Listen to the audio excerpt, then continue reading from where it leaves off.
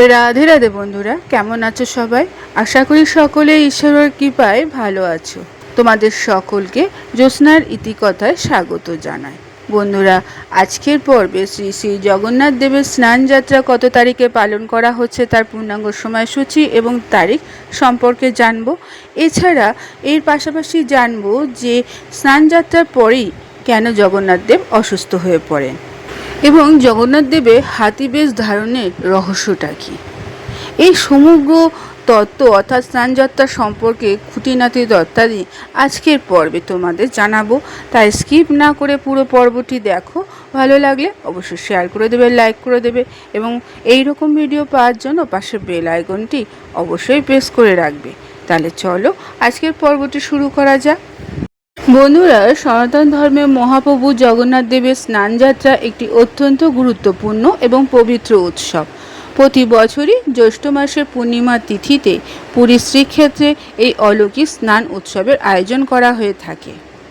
মনে করা হয় এই বিশেষ দিনটি আসলে ভগবান জগন্নাথের প্রকাশ দিবস বা জন্মদিন। বন্ধুরা, তোমরা যদি এই বছর স্নানযাত্রার দিনক্ষণ, ধর্মীয় গুরুত্ব এবং এর পেছনে অজানা কিছু কাহিনী আছে তা জানতে চাও, আজকে পুরো পর্বটি তোমাদের দেখতে হবে। বন্ধুরা, পঞ্জিকা অনুসারে 2026 সালে জগন্নাথ দেবের স্নানযাত্রা অনুষ্ঠিত হবে আগামী 29শে জুন সোমবার। এই দিন আবার পূর্ণিমা।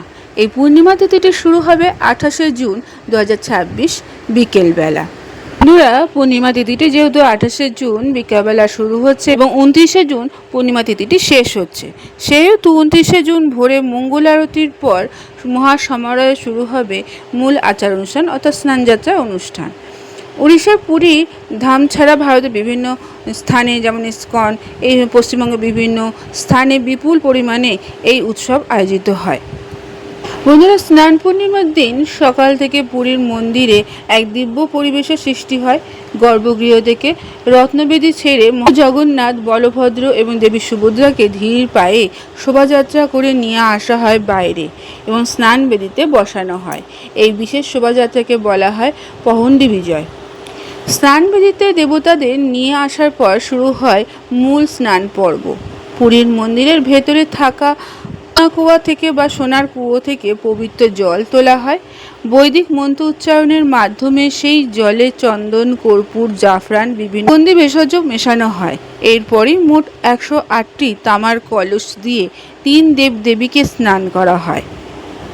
মতে প্রভু জগন্নাথ দেবকে 35টি কলস, প্রভু বলভদ্রকে 33টি কলস এবং দেবী সুভদ্রাকে 22টি কলস এবং সুদর্শন চক্রকে 18টি কলসের জল দিয়ে স্নান করানো হয়।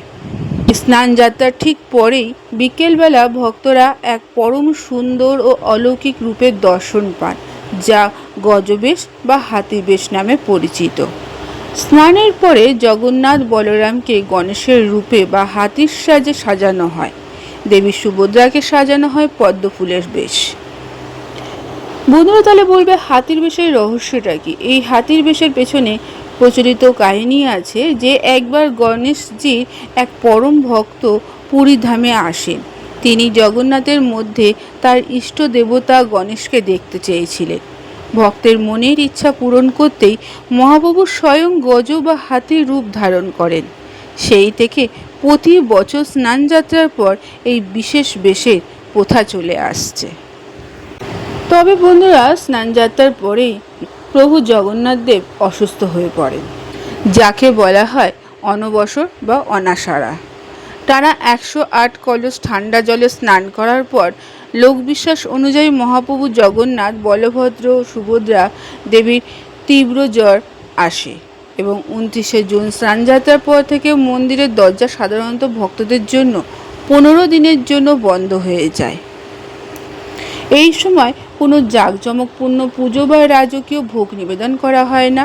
রাজবৈদ্যের পরামর্শে প্রভুকে আয়ুর্বেদিক ভেষজ পাচন, ফল, তুলসী পাতা দেওয়া হয়। এই 15 দিনে শ্রীবিগ্রহের অঙ্গরাগ বা নতুন করে রং করার কাজ সম্পন্ন করা হয়।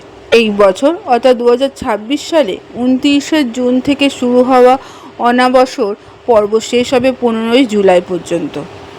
এরপরেই অর্থাৎ 16ই জুলাই 2026 তারিখে মহাপ্রভু জগন্নাথ দেব সুস্থ হয়ে রথযাত্রার মাধ্যমে মাসির বাড়ির উদ্দেশ্যে রওনা হন এবং তখনই রথযাত্রা শুরু হয়। বন্ধুরা, তোমরা সবাই মনে রাখবে যে ভক্তি হলো ভগবানের কাছে পৌঁছানোর একমাত্র সরল পথ। তাই ভগবানের কাছে প্রার্থনা করি তুমি এবং তোমার পরিবারের সকল সদস্য সুখ শান্তি সমৃদ্ধি বজায় থাকুক এবং ভালো থাকুক। জয় জগন্নাথ। বন্ধুরা, আজকের পর্বটি এখানেই শেষ করলাম। এতক্ষণ আমার ভিডিওটি দেখার জন্য ও শোনার জন্য তোমাদের অসংখ্য ধন্যবাদ।